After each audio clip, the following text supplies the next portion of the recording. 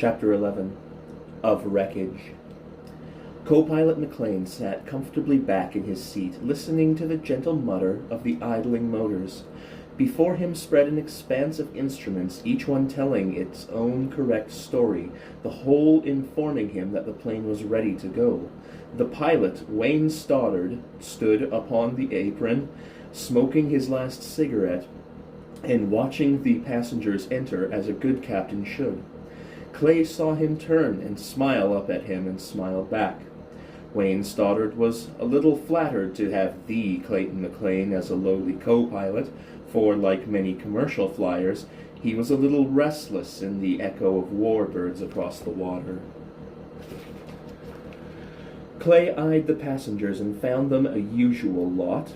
A fat Hollywood producer on his way home via Chicago, an advertising man already getting his face in order to meet a new client, a bank official trying to look as though he was really the bank president, a bright old lady on her way to see her son and anxious for everybody to know that he was in charge of the Great Lakes training station, or at least had something to say about it. A movie bit player being blasé about straining to get the producer's notice, an FBI man attempting to appear inconspicuous, a shoe manufacturer looking at everybody's feet, two taking their first plane ride but making sure everyone thought they had done it lots of times before, three sailors, a battle-weary soldier, and a martyred wife on her way to Reno. The stewardess was greeting each one of them by name, confident that she had read their reservations right, and that she knew the old traveler's pet requirements, and that she could answer all their questions. Finally, all the baggage was aboard, and the door had been tightly shut.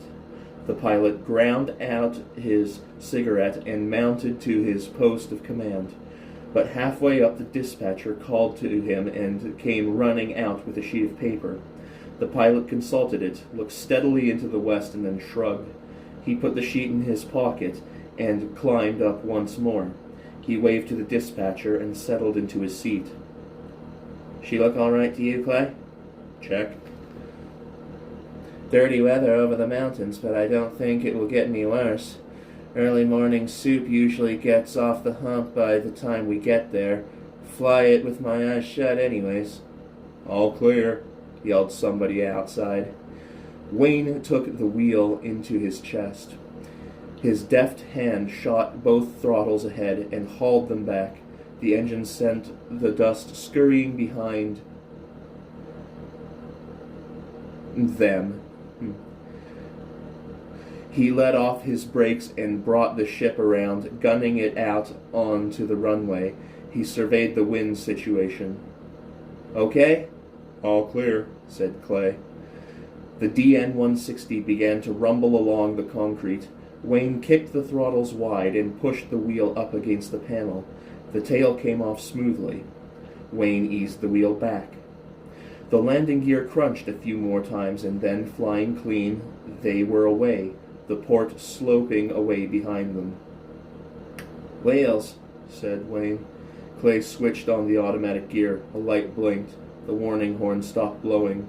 "In," said Clay. "Check," said Wayne. They both settled back before the long grind. "Must seem pretty tame to you," said Wayne.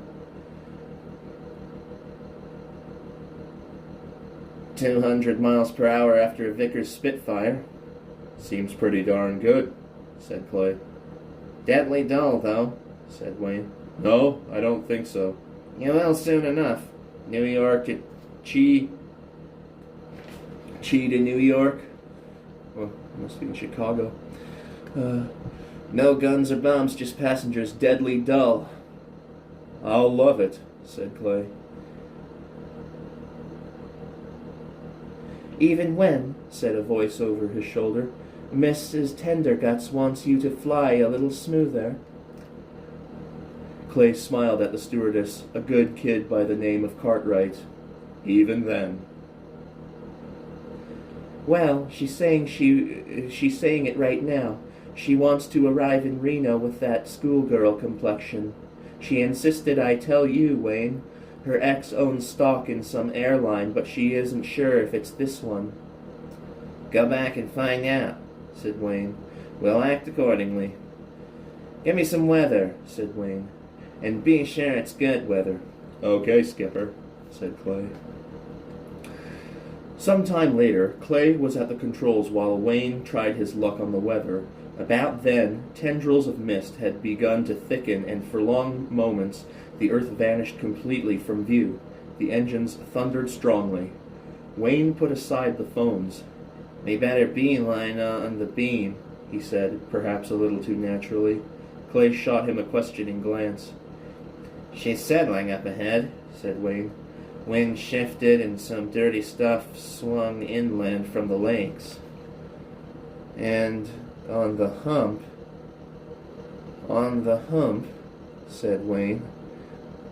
"Thought you said this was deadly dull." Wayne smiled and watched the lights. "How about some soup?" said Cartwright. "Mr. Colossal Stupendous Objects said he looked the weather up before we took off, and no soup." "You read the wrong menu," said Wayne. "We're on the beam and all's well." "Okay, Skipper," said Cartwright. She gave Clay a winsome smile, and then happened to remember Clay was married, and so heaved a little sigh of remorse. She vanished back into the cabin. "Want me to take it?" said Wayne. "As you will," said Clay. "Carry on, then," said Wayne.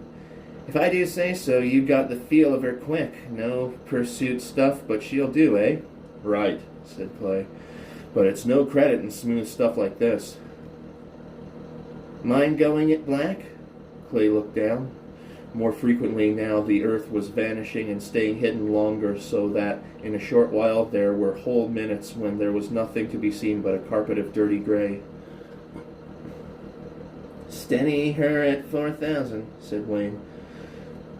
"No use to freeze them to death just yet." He looked out at his engines and sat back in confidence. All the instruments were reading right, and what was a little dirty weather when you'd been flying it doggo for all year and had just this trip gotten a daylight run for a change. When Clay settled at 4,000, Wayne nodded to himself. This man could fly, and those modern streamlined bullets didn't have any too many flying qualities either. The area around them drew in until it became so much cotton batting, chewed up by the props, but otherwise apparently sluggish. "I'll take her," said Wayne. Clay let her go and rubbed his arms for a moment. In the instant after he had released the ship and before Wayne get the feel of her again, they slammed around like a die in a cup. "She's rough, all right," said Wayne. Clay took up a headphone and called Summit. "Flight 21, Wayne Stoddard, heading over the hump. What's ceiling, please?" "Summit calling Flight 21, Flight 21. A crash of lightning blasted the voice out for a moment. "Come in, Summit," said Clay. "Weather on the ground. Wind increasing in velocity to strength 6 from northeast." "Okay, Summit." "Okay, 21. "On the ground," said Clay. "All the way down and sitting on the peaks." Wayne boosted the ship up to 2,000 feet and leveled off at 6. "Fly it with my eyes closed," he muttered. "Been doing it all year. We must be over Fayberg." "Want a position?" "Well..." "Summit," said Clay. "Calling Summit." A violent blast of static blotted the answering voice. "Calling Summit," persisted Clay. "Calling Summit. Flight 21, calling Summit." "There's a dead spot in here. Try to get Chicago," said Wayne. "Calling Chicago. Flight 21 calling Chicago. Calling Chicago." For several minutes he kept it up, but only the crash of lightning somewhere around them came through the earphones. "Doesn't matter," said Wayne, a little grimly. "We're about 30 miles from Summit. With this wind... Say, is the oil pressure falling there?" Clay's eyes shot to the gauge. "Only a little." But both engines.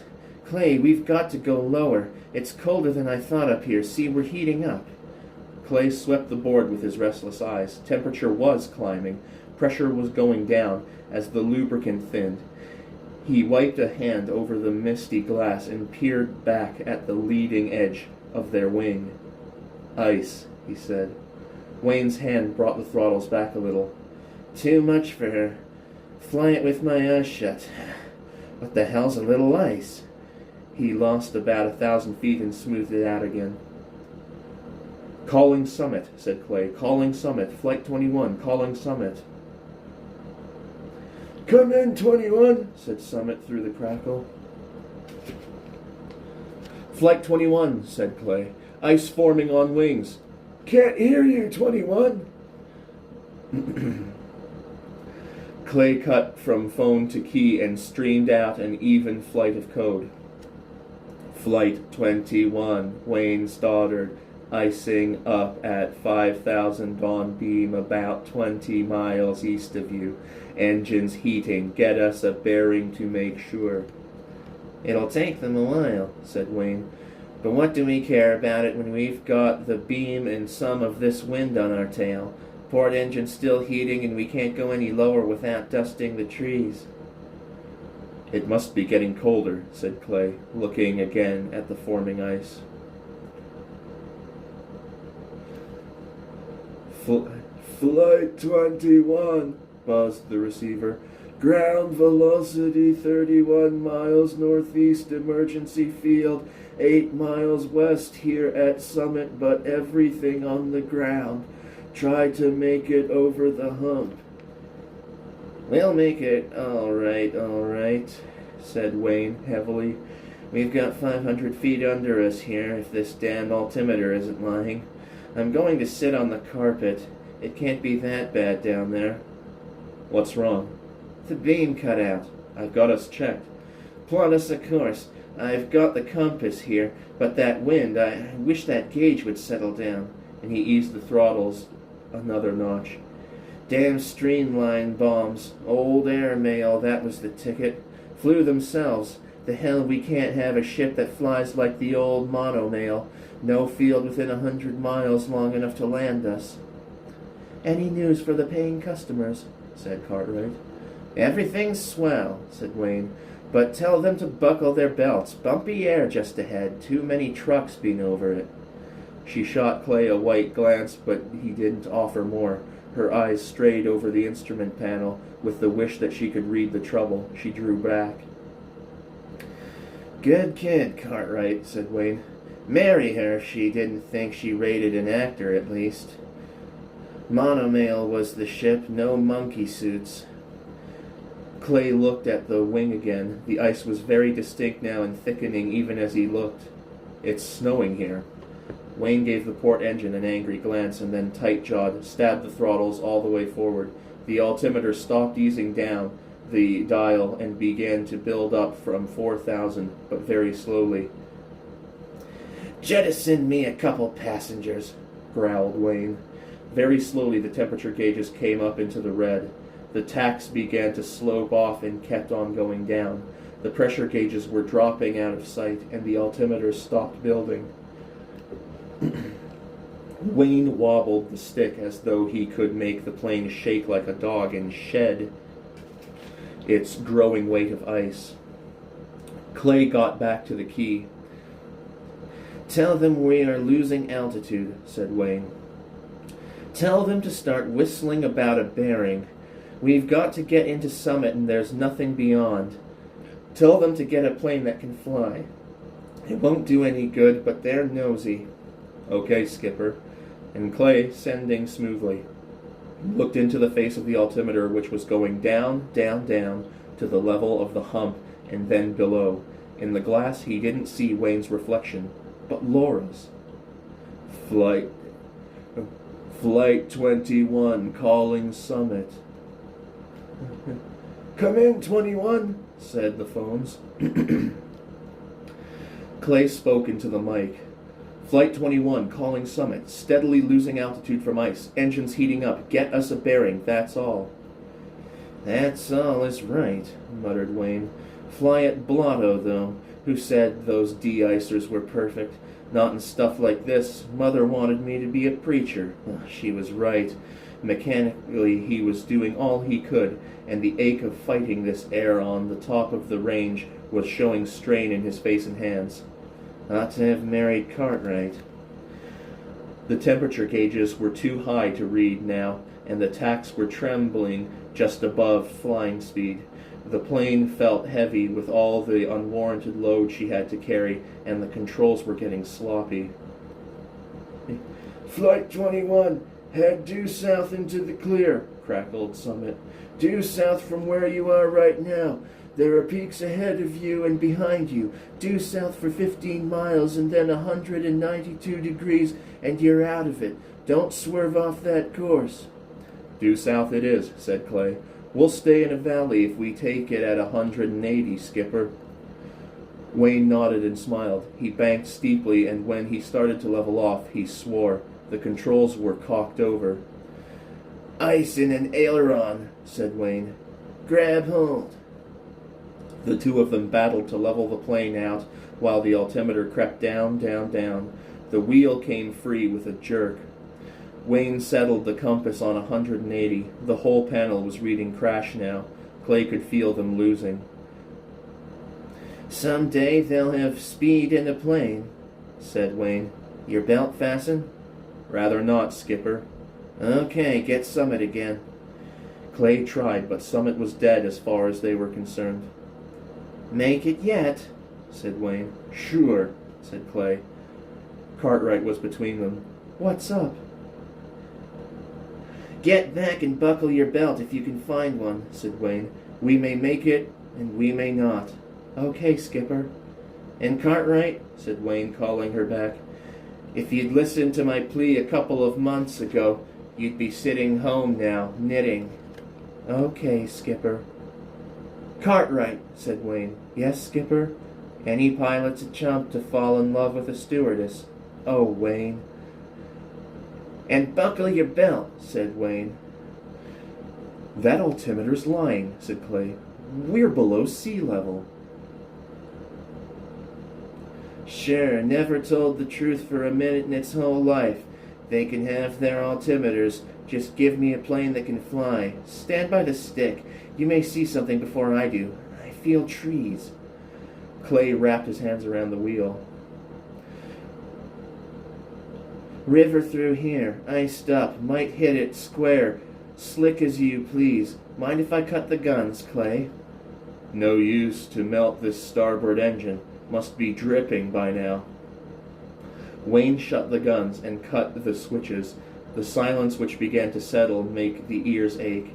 In a moment they could hear the moan of their wings. The DN-160 was dropping swiftly like a streamlined brick. Clay reached forward to clear the glass. His hand took one swipe before him leaped a rock higher than the plane. Bank! He cried, but the word was swallowed up completely in the crash. Chapter 12 of Disclosure. It was dusk of the following day when Clay finished his report in the New York office. He looked very white and worn, but there was a stubborn set about his jaw. It was plain to him that fate had again missed its prey. When we hit, he said to the circle of officials, there wasn't time to bank away from the pinnacle that we struck. We were only about 200 feet from the center of the stream, and Wayne was figuring almost right. There wasn't anything he could do. About yourself, said an official promptingly. Gentlemen, said the physician attending, this man has had a severe shock. He walked miles in the snow before he got to a road, and he led a rescue party all the way back. The only rest he's had has been on the train. Can't you let this thing rest until the morning? I want to get it over, said Clay, and he continued. Evidently I was thrown clear on the right of the rock. Soft snow must have broken my fall, and I evidently received no more than these few bruises going through the glass. I must have come to within an instant, for I saw the tail of the ship settle back. I went over and tried to get in, but the doors were jammed, and I had to crawl through a hole into the belly. The passengers. "Please, gentlemen," said the physician. "This man is on the verge of collapse." "I want to finish," said Clay doggedly. The passengers were all crowded up against the bulkhead. I got them out as good as I could, but it wasn't any use. Gasoline was all over anything and everything, and I was afraid they'd still be alive and be burned. "Jay," chortled a favored reporter, "what a story! Expecting to be blown." "Shut up," said Clay quietly. "But you're a hero, you—" "Please," said Clay, looking toward the door. When the man had been put out, Clay continued. Wayne was jammed in between the collapsed bulkhead and the panel. I worked for about an hour, I suppose, but I couldn't get him free. He was dead, like the rest of them. He ran a hand across his face as though to wipe out the memory. I found a road and stopped a car, and we brought a party back. I had a man with a big sledge get out the mail. There's nothing worth salvaging about the ship unless it's the metal, but you've got all that from the men you sent after I left. That's all of it, gentlemen." "The stewardess," prompted the line president. "She hadn't buckled a belt or anything," said Clay. "But it didn't matter. The whole fuselage was jammed up like an accordion. I brought her out with the passengers." "Thank you, Mr. McLean," said the president. "If there is anything at all I can do for you, please don't fail to ask. If you would like to take a plane and get it out of your system, you have only to say the word." "I am proud—" "Just a minute," a harsh voice said in the circle. A thick-set man behind a thick pair of lenses edged to the front. It was Raymond from the insurance company. "Yes, Raymond?" said the president. The adjuster looked for several seconds at Clay. "I'm sorry, gentlemen, but I must void the insurance on any plane this man flies." "Sir," said the president of the line very stiffly, "you are being abrupt and discourteous. I must ask you to explain yourself." "I meant what I said," stated Raymond. "Today, checking up on your personnel, I learned several things about Mr. McLean." "Please leave this for tomorrow," said the physician. "This man is in no shape for additional shocks." "Let him go on," said Clay. "Today, as we have been doing for some 6 months past, I closely examined the record of the men involved in this accident. If I had known this crash would happen, I probably would have stated that Mr. McLean would come out of it without a scratch." "What's this?" said the president.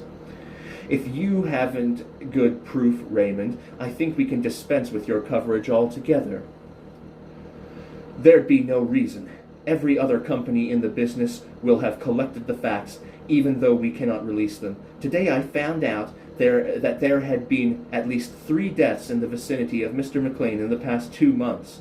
"What," said the president, "has that got to do with it?" "These are all line officials here," said Raymond, looking around at the 5 men. "Yes," said the president. "Then I am not blacklisting Mr. McLean, which I have no right to do, though in the future I must cancel all insurance on any plane he is near." "Mr. Raymond," said Clay, "I wonder if you would be good enough to give me further details." "Okay," said Raymond, "but if you're asking for it, the first death of which I have any trace is that of a music teacher. Your name was coupled with his at the time of his accident, for he had $1,000 worth of insurance, and we got the record from the police. You were beside him when he was struck, is that correct?" "Yes," said Clay. "After that, you were involved in a hold-up or some such thing, and the tabloids had a story on it. I looked it up. You caught a gangster or some such gentleman, but in the meanwhile the owner of the store died of heart failure. Is that right?" "I certainly fail to see," said the president, "how this can have any possible effect upon Mr. McLean's position in our company. If a man chose to die of heart failure—" "You have not heard me make any accusations against Mr. McLean. In both these cases he was blameless, for the first accident was occasioned by a car crashing through a red light, and the second when Mr. McLean was saving the life of the business owner. In both cases his actions were blameless." "And the third?" said the president, stiffly hostile. The third occurred when the doctor who gave Clay McLean back his health died from the effects of the same machine while he was operating it." "What's this?" cried Clay, carting up. "Evanston?" "Dead," said Raymond. "I thought you had heard." "For the love of Mike," cried the physician. "Can't this wait? This man is in no condition." "Go on," said Clay wearily. "There have been 3 other cases within these same 2 months. You see," said Raymond in triumph. "I was right." "What does it prove?" snapped the president. If in each case McLean was blameless, even commendable in his behavior, I fail to see." "Last night," said the remorseless Raymond, "Clay McLean went down in a DN-160. 14 passengers, the pilot and the stewardess, 16 human beings in all met their deaths. And McLean came out of it alive. Alive, gentlemen, and unhurt." "But he could not possibly have had any effect upon that crash," cried the physician, beside himself. "By all evidence and testimony, he is blameless. Why must you torture him?" 19 people in all," said Clay. 19. His voice was dead, and maybe others like the waves from a rock thrown into the sea. "This is nonsense," said the president, but without conviction. "Why should you, Raymond, interest yourself?" "Because it is my business," said Raymond. "I must protect my company in all conceivable ways. McLean is what we call an accident-prone. Things happen all around him, but never touch him. We have whole files full of cases which center around such accident-prones. One man in a large industrial firm caused 5 deaths, one after the other, and no slightest blame could be attributed to him for any of them. In these cases, the accident-prone's responsibility is nil, cannot be traced in any way whatsoever. McLean, if he had disobeyed an order or made a mistake, thereby causing this crash, would have been culpable. However, he is not. No blame attaches to him other than that he is an accident-prone. His mere presence is enough to cause death and destruction. All around him men die. They may not even know the accident-prone, and the accident-prone may not have even touched anything they own, and yet about such people death strikes." "This is gibberish," wailed the president. "This man has acted heroically. He is a former flight lieutenant in the Royal Canadian Air Force. He is an ace," he faltered. "That he is an ace, and has shot down planes in combat, has no bearing," said Raymond. "That is directly caused by McLean's own action.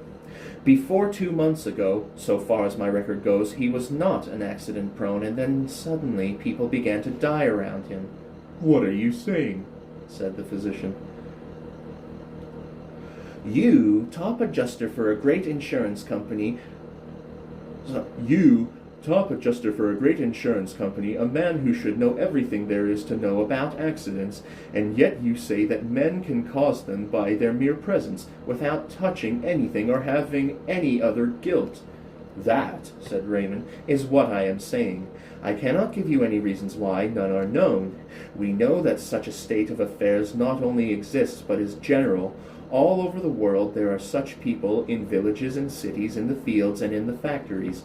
Hundreds of thousands of them who go through life unsuspected by their fellow men, and yet about them accidents steadily occur. Hundreds of thousands of people everywhere, causing in some instances only sickness and minor injury, and causing in others violent death and untold agony. Men and women who bear no common identification all serve the same end, to bring destruction into this world." "What proof have you?" said the president. "Proof?" said Raymond. "Proof?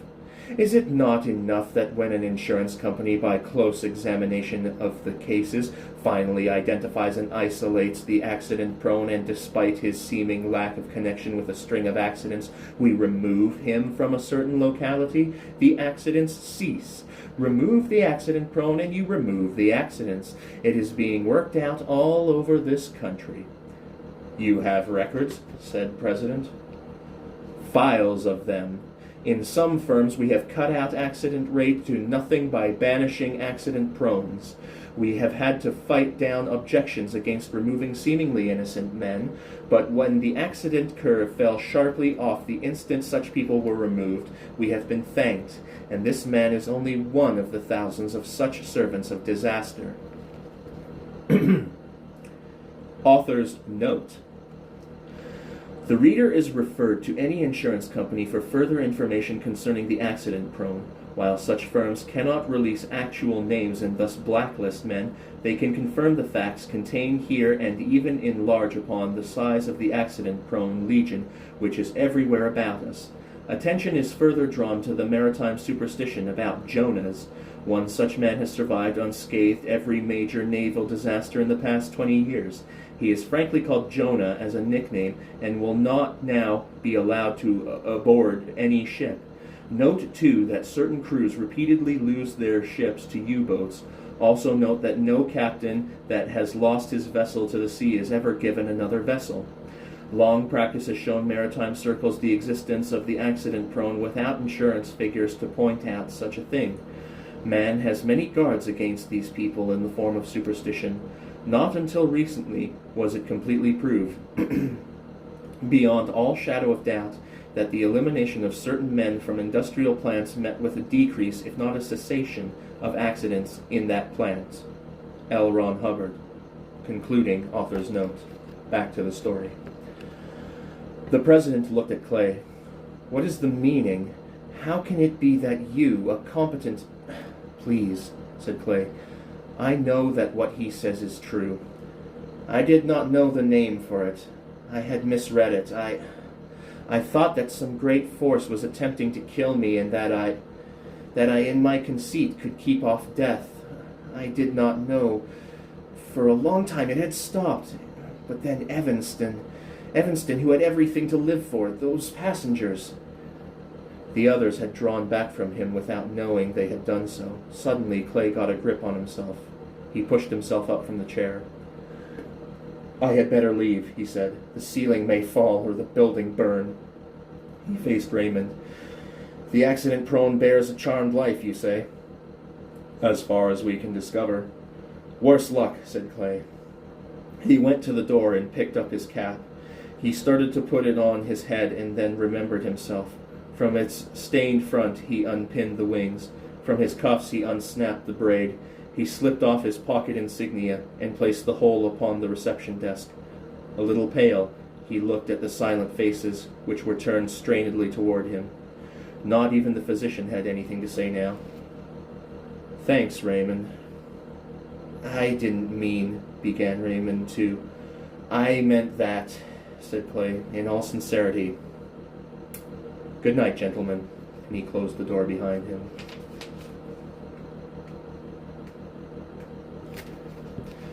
Chapter 13. Of Heartbreak.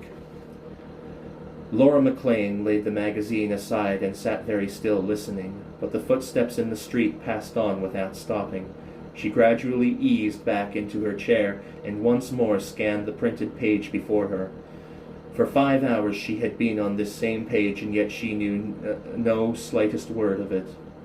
In the hall the grandfather clock ticked monotonously, and every time she thought about it, a crazy nursery rhyme lilted through her mind. Tick-tock, tick-tock, the mouse ran up the clock. Tick-tock, tick-tock.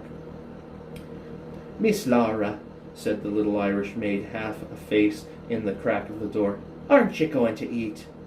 No, thanks, not now. When he comes. But, Miss Laura, it's past midnight, and you haven't had a thing since. He was reported missing. He'll be home shortly, said Laura. They're probably keeping him at the office for the report or something. You go on to bed. The little Irish maid withdrew reluctantly, but no footsteps told of her going away. Finally, with pugnacity, she swept into the room, bearing a tray which she put on the tabouret beside Laura. There was hot coffee and cookies. The girl stood looking at her mistress. She wanted badly to say something consoling, but her tongue had left her. Abruptly she rushed from the room, and Laura could hear her sobbing as she went upstairs. Tick-tock, tick-tock, the mouse ran up the clock. Suddenly, Laura cast the magazine from her and reached for the phone. Several times she had started to call. At each time she told herself how foolish it was to worry now when Clay was reported safe. She dialed the number and heard the connection click into line. The phone at the office rang and then rang again. It continued to ring. Laura hung up. She stood up and began to pace around the room, touching things here and there until she came to the album. She took it to the table and under the light began to turn its pages. The office was closed, had probably been closed for hours, and he had not come home. Was he hurt and wouldn't let them tell her? But no. The evening paper had glowingly described how he had floundered miles through the snow to bring a rescue party back, how he had loaded the mail and helped identify the bodies. She looked at a picture of herself at the age of 2, lying on a table and apparently on the verge of crying. She stiffened. Footsteps were on the street again, slow, laggard steps. She ached to go to the window and look, but she would not let herself risk the disappointment. It was better to stand here and listen for a few seconds longer if the footsteps also went by.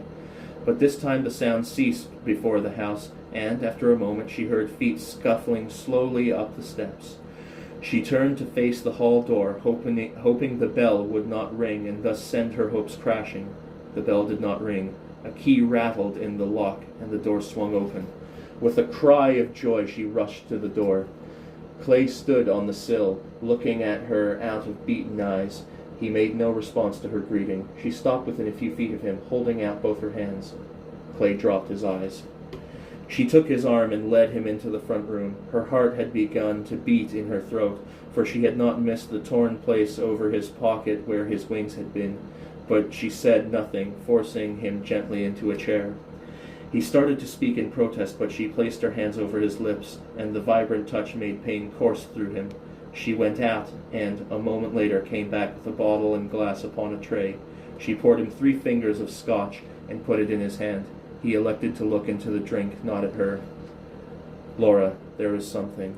"In the morning," she said. "Things always look blacker at night." "Now," said Clay, "I cannot stay here tonight. I should not have come here at all, except—" "Not come here? Oh, my darling!" And only now did she give way under it. She dropped to her knees beside him, by taking his face in her hands, made him look at her. "Nothing, no matter how awful, will ever keep us apart. Not to come back to me. To me?" "I've walked for hours," said Clay dully. "I tried not to, and each time I neared this street I had to fight to go away. I've come back to tell you goodbye." "You can't, Clay, you can't. I'm yours, and where you go, I go. I don't care why or how." She looked steadily at him through a mist. "They've hurt you, Clay, they've hurt you, and I could thrash them for it. Tomorrow morning, when we know for certain what must be done, we'll have time enough to make our plans." No, "No, Laura, you can't go with me. I can't stay here tonight." You don't love me anymore?" "Oh, you know that's not true. If I didn't, I would stay. But you don't understand. I can't let you run this risk." "Risk? From you?" "Yes, Laura, yes, from me. I'm a pariah. Everyone around me meets disaster. And the next, Laura, may be you. I am not afraid, Clay." "Laura, please don't make it difficult. We've got to accept this thing for the truth it is. Everything I touch perishes." "Coincidence." "No, it's not. Nor superstition. It's truth, Laura. Tonight I found out it isn't my imagination. I thought I was being targeted, bracketed by the wrath of some fate I could not name. But that's not so. There are others like me, thousands of others. I have been in a position to do great harm. Those others have not always been. Some of them bring only sickness and injury. Some of them bring death. I bring death, Laura." "Nonsense! You?" "It is true. They even have a name for such as I, an accident prone. Every insurance company knows about it. By cutting out such as I, they can bring their accidents down to almost nothing. So there is truth to it. There is no wild fancy, no insanity of mine. If the world did not know it to be the truth, I might take my chances and go on, but I cannot." "You mean that you too may die?" said Laura in a low voice. No, that's the terrible part. They say I cannot die, but I only bring death. There have been 23, Laura, 23 people who would be alive today had I not been near them. They told you this was true? Yes, and I know it to be so. Death has struck all around me, and yet I have not been touched. Your mother, Evanston? So they told you about him. You knew?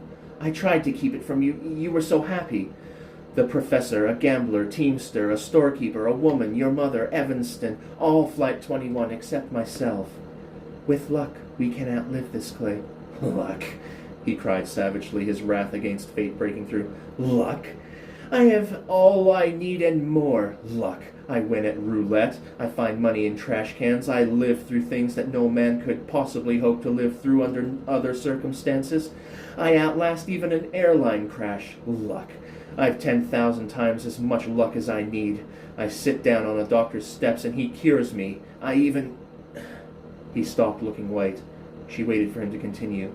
In a low, controlled voice, he said, That night when I met Dr. Evanston, there was an appointment already made for me. I did not make it.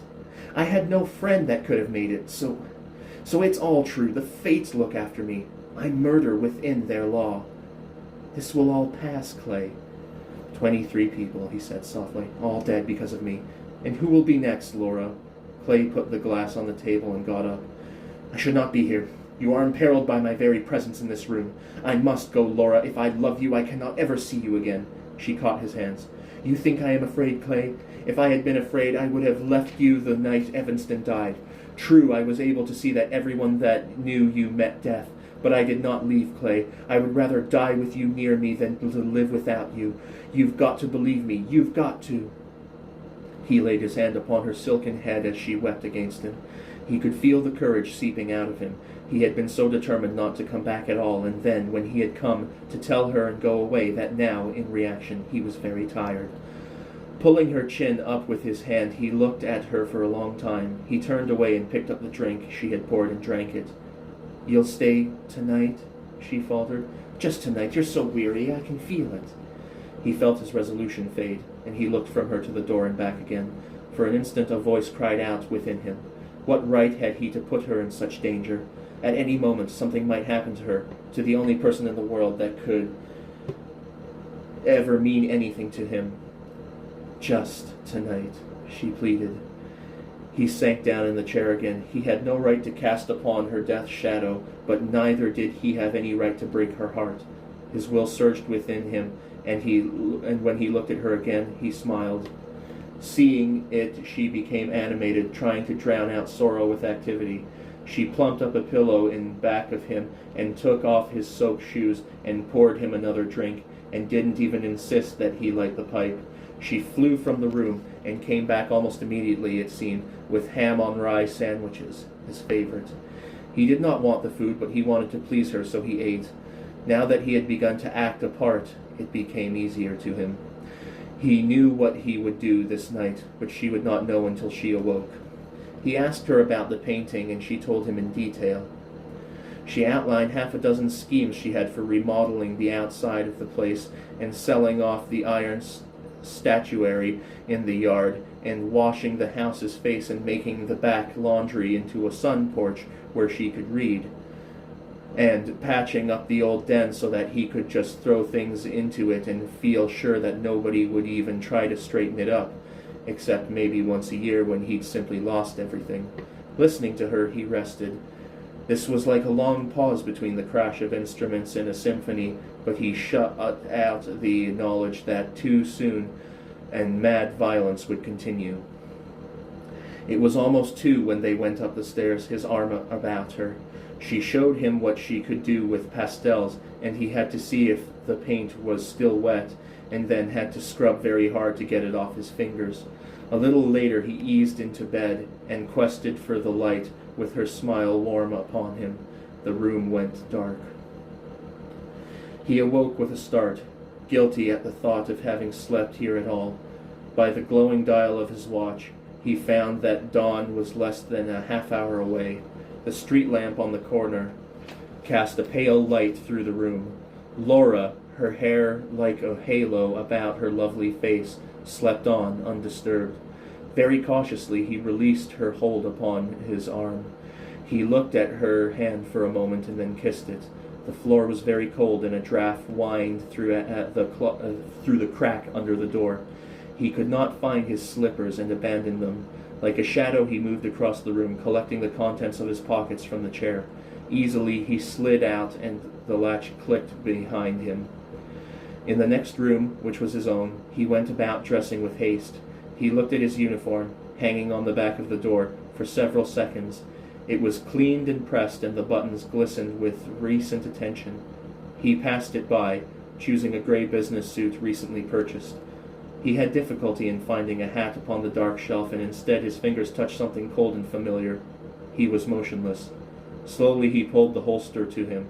The Webley was sticky with the grease in which he had packed it away, and he had wiped it with the gun rag.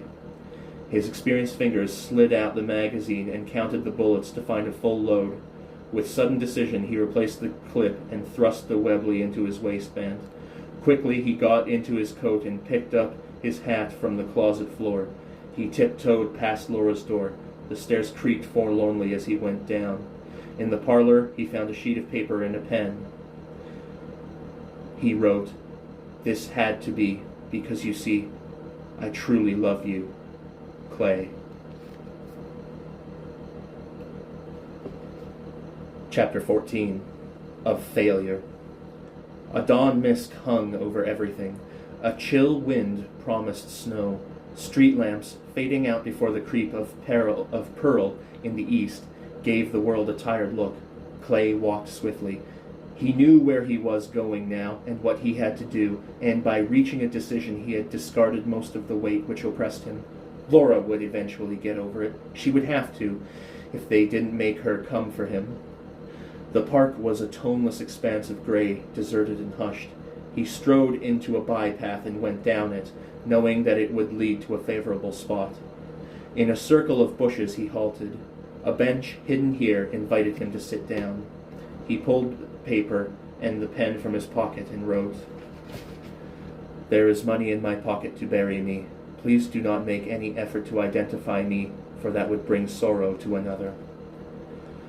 From his wrist, he broke his identification disc and buried it in the loose dirt.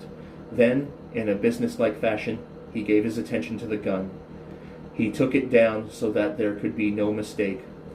It was in perfect working order, for he snapped the trigger several times before he replaced the clip. He worked the slide, and a bullet snicked eagerly into the chamber. For a moment, then, he looked at the eastern sky, where clouds were turning a dull red.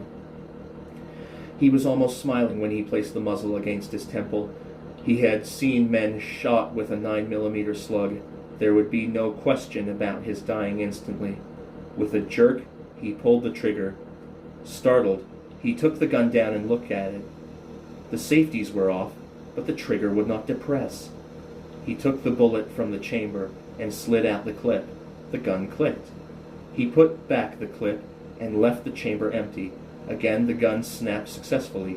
He slid the slide back and saw the bullet leap into the barrel. Again he placed the muzzle to his temple and tried to pull the trigger, and again the trigger refused to depress. Angrily, for he had used this gun to good effect twice in his life, he sprang up. Taking aim at the turf, he closed his hand. At this slight touch, the gun went off. Once more he placed the muzzle against his head. Once more the trigger would not go down. With a curse, Clay flung the thing from him, out of sight into the brush. After a moment he went on his hands and knees to find it. This time he fired at a stump, and the shot went roaring through the dawn. He was trembling, damp all over. His palms were so slippery he could scarcely hold the gun. With a prayer he again tried to kill himself, but without any visible cause, the weapon would not function. Feeling foolish and betrayed, Clay thrust the Webley into his belt and tore up the note. He dug up his identification disc and mended the silver chain. He heard somebody coming on the run from the street, and he moved off through the shrubs. An hour and a half later, Clay stood against the rail in the middle of a bridge, looking moodily at the East River. A long tow of barges was passing slowly beneath, and he was waiting patiently for the water to be clear once more. At last, he could look straight down into the murky flow. Down there was oblivion, release from bondage. By doing this, he would give life back to those who would die because of him in the future. It was the only way he could pay for those lives he had already inadvertently taken. He swung up to the top of the rail and braced himself for the leap. He pushed out. Suddenly, he was aware that he could not get free. Distraitly, he looked at the rail. His coat was caught on the other side, and all the tugging in the world would not free it. He climbed back and loosened it. Once more, he strove to drop. Once more, his coat caught and held him. Angrily, he changed his place, but again his coat caught. In a wave of madness, he looked up at the sky and shook his fist. "Is there no release?" A car was streaking over the bridge, traveling very fast. Clay glanced at it, wondering if he had been seen, and before his stricken glance, the automobile swerved violently, leaped the wall, tore through the rail, and arced out through space, trailing a scream of terror behind it. A small plume of spray arose from far below, and the car was gone. Clay strove to dive after it in the wild hope that he could pull someone out, but a twisted girder trapped him, and then a cop was thrusting him back. Down below, the water was smooth and still. For hours he wandered through the town, keeping to alleys and quiet streets. He did not look at anything, crossing blindly against lights, making no effort whatever to protect himself from traffic. Sooner or later, he knew, something would happen around him. It would be kinder, he thought, to go to a room somewhere and to just sit down and look at the wall. That way he might save someone. But twice he had tried to enter hotels. The first time, the clerk would not admit to having a vacant room. The second, he shuddered. Overhead, he heard the roar of the L storming along high over the street. A gleam of decision came to his eyes. He could not let this go on, living through this, strewing death wherever he went. There was one way. He leapt up to the L steps to the station and paid his nickel. Eagerly he went through the turnstile on to the platform. A train had just left and no one was waiting. Smiling, Clay paced up and down, turned to the approach of another train. This time there would be no withholding him. There were no rails here to catch his coat, no mechanism to fail. Toward the station rattled the dingy train,